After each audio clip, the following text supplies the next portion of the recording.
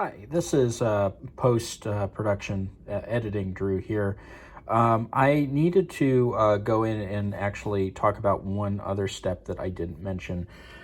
If you look really closely at these pole pieces, you can kind of see that there's like sort of a plasticky sort of buildup on the back of the pickup where we were looking before. The pickups also have this on the other side of the pole piece on the bottom of the pickup, and they're also covered in wax. And so if you want to scrape these off and get them to the point where they're really going to be conductive, you need to take something like a ruler and kind of, pick that stuff off. It's not hard to scrape that stuff off if you have like a flathead screwdriver or like literally anything. The only advice that I would give on this is, obviously kind of like control whatever tool you're using. You see that I have my finger under here and I'm kind of, using sort of more sideways motions rather than down.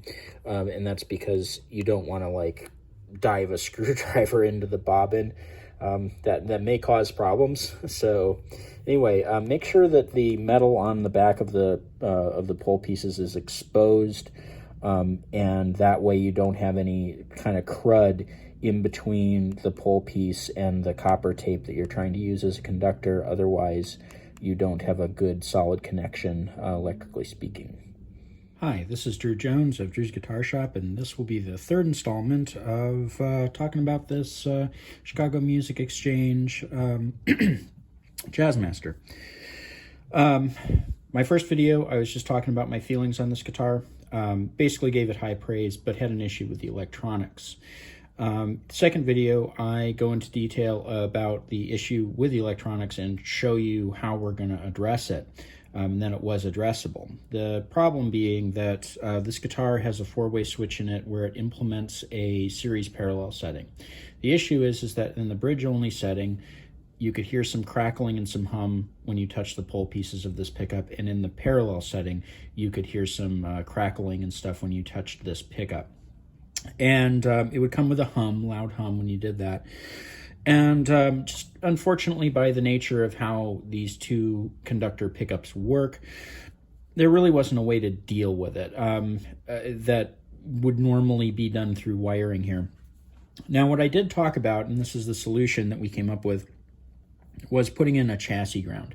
In a lot of cases, the bobbin and the pole pieces are actually kind of involved in their own ground, and so you have a ground that's going to the chassis of the pickup rather than coming from one of the ends of the coils.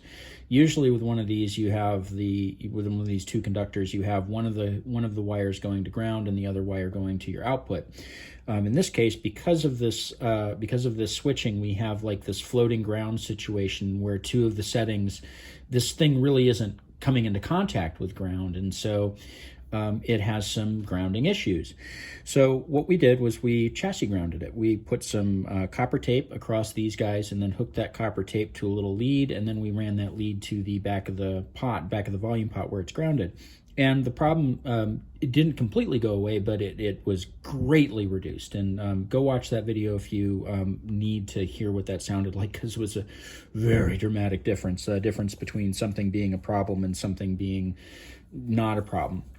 Anyway, so I mentioned in that video that there are different ways that we could go about adding that chassis ground, after figuring out that it did in fact solve the problem. And I mentioned the fact that like you could try putting a bar back here, like a ferrous bar, so you could put like a piece of steel back here and try to get it to join up with all of those pole pieces. The problem being that the pole pieces aren't clinically flat, so if you just throw a bar down on top of it, it's maybe not going to make contact with all of them.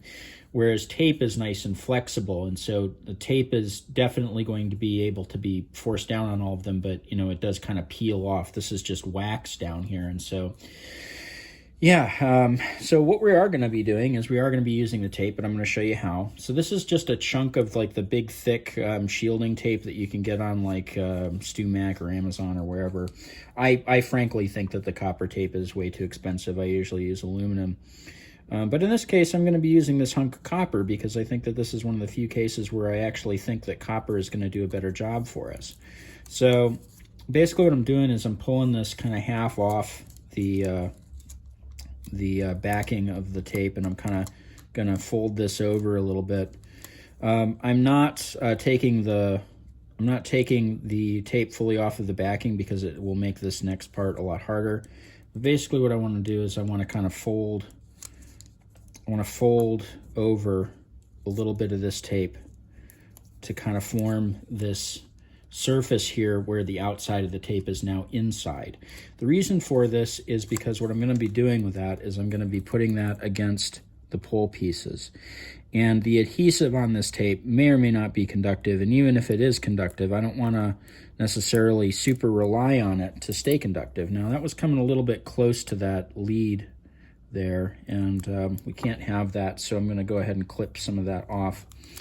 Anyway, we're going to go ahead and we're going to stick this down so that this is coming into contact with all the pull pieces. And then we're going to go ahead and kind of run this down on the back of the pickup.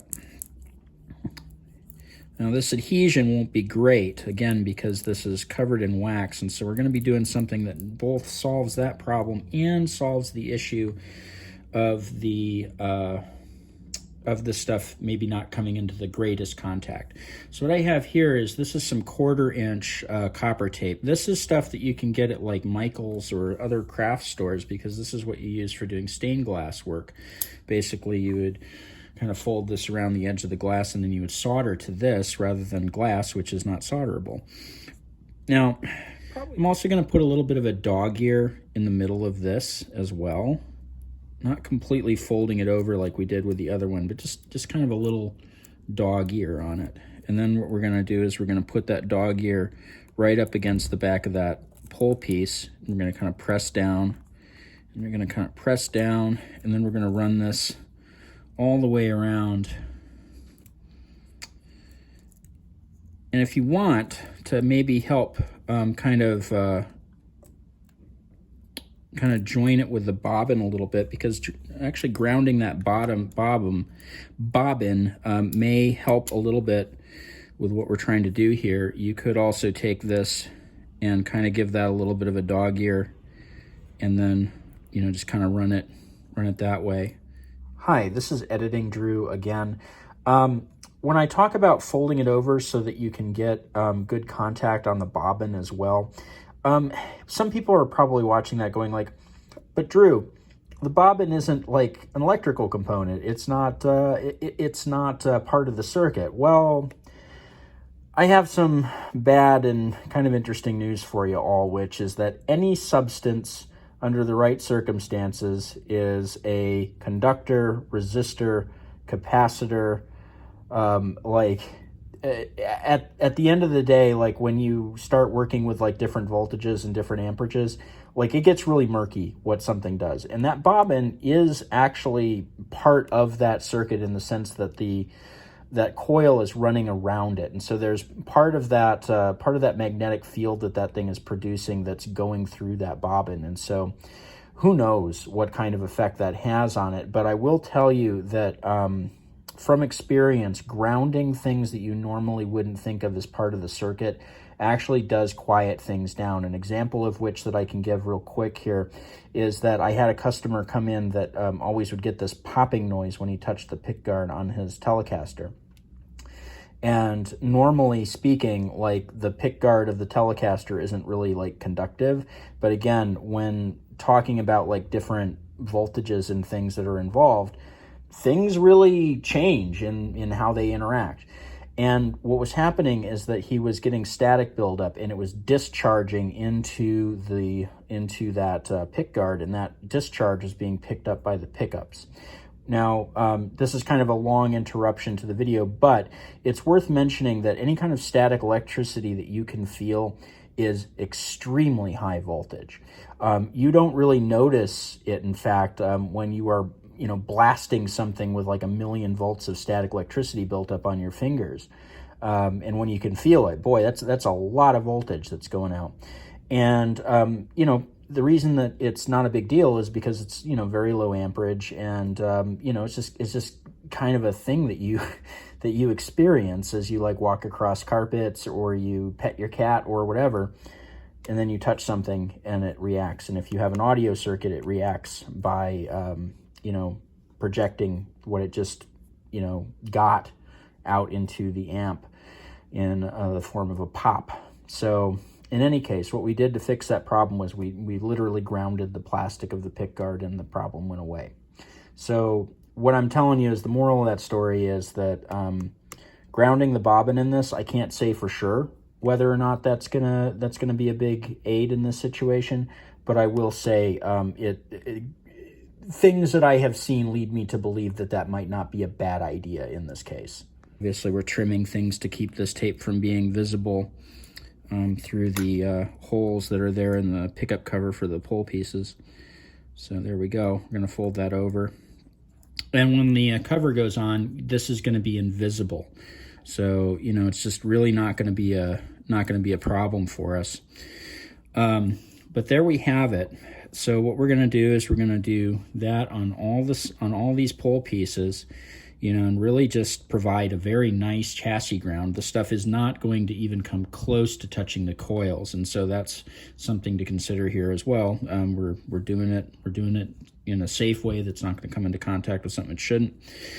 And once you have rinsed, washed, and repeated this 5 more times, what we're going to do, and I don't think I need to show you guys this because this is, if you're watching this, you know how to do basic electronics work. But what we're going to be doing is we're going to be putting just a little tiny bead of solder there and running a little ground wire from it.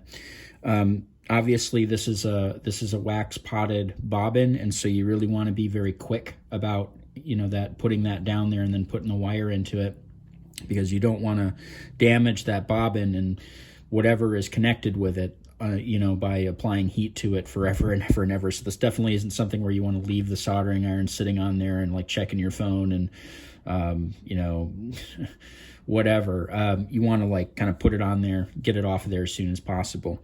And then you want to take that and run it to the back of the volume pot with all the other grounds. And that is going to be how we solve that problem. So if you want to check out those other 2 videos, they will be linked in the description of this one. So this is me after I got this pickup fixed.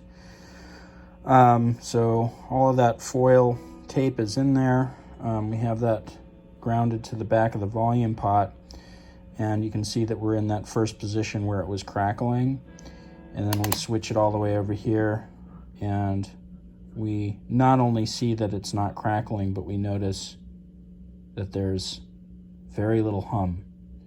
And parallel wiring usually does produce some hum.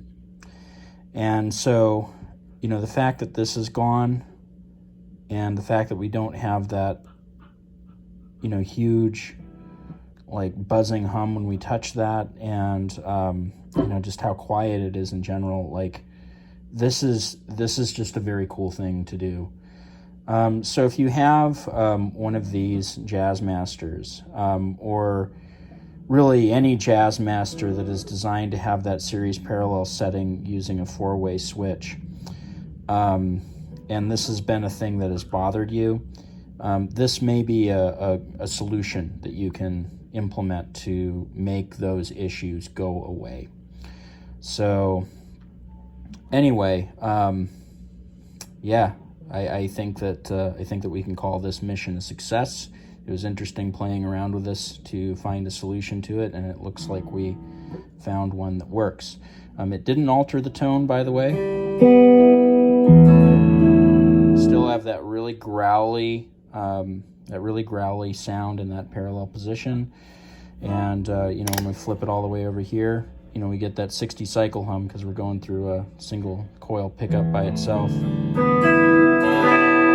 We get that nice punchy, you know, first, you know, bridge pickup sound.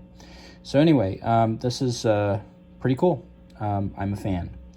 Anyway, this has been Drew Jones of Drew's Guitar Shop in Seattle, Washington. If you found this video helpful, informative, or entertaining, please hit the bell, like, subscribe, link around to your friends, all that good stuff.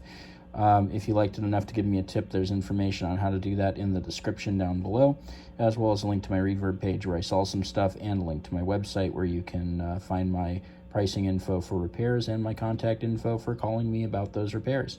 Thank you so much for watching, and have a good one.